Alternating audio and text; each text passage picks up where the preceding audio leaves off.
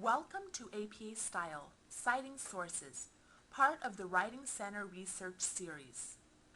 This presentation is split into 4 sections to guide you through properly citing your sources. This is Section 1. What is APA and why do we use it?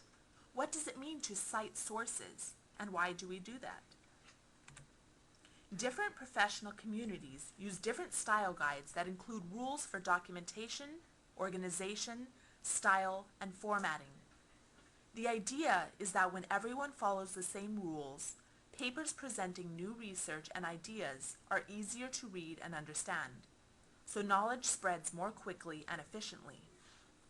This presentation goes over the guidelines set out by the American Psychological Association. The APA guidelines are generally used by people writing in the social sciences where human behavior is studied and analyzed. You may be asked to write using APA in classes such as psychology, child development, nursing, and communication.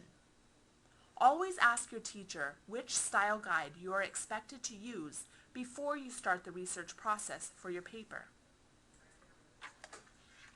What is citing sources? Citing your sources means including publication information for every source that you quote, summarize, or paraphrase in your writing. Citing sources has 2 parts: in-text citation, which quickly identifies your source in the body of your paper right after you first present the information, and references. The references is a detailed list of the sources you cited in your paper. Both the in-text citations and reference list should document the exact same sources. You will never have a source listed in one place that you don't have listed in the other.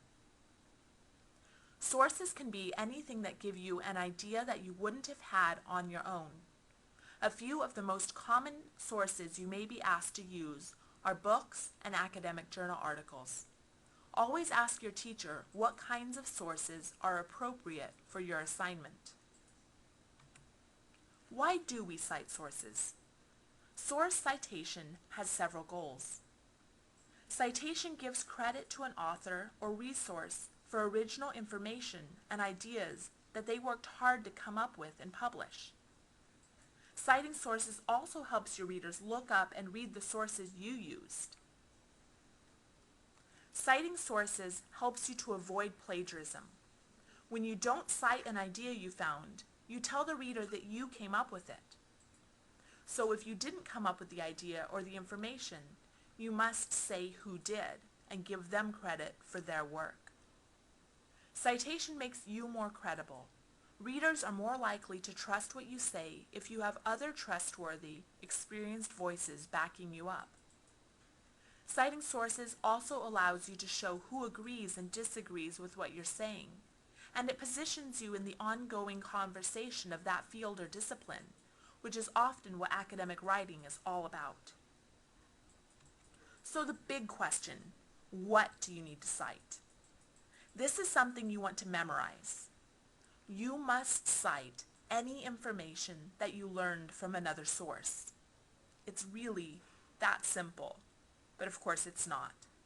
So ask yourself these questions to determine whether or not you must cite the information. Did you come up with the idea? If not, you need to cite it. Could most people know the information without doing much or any of the work? If the answer is no, you must cite the information.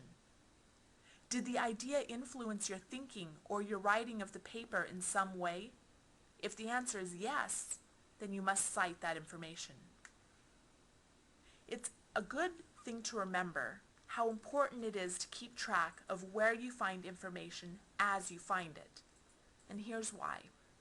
Say you find a great statistic to back up your claim that American children would be healthier if they were all offered a free lunch at school.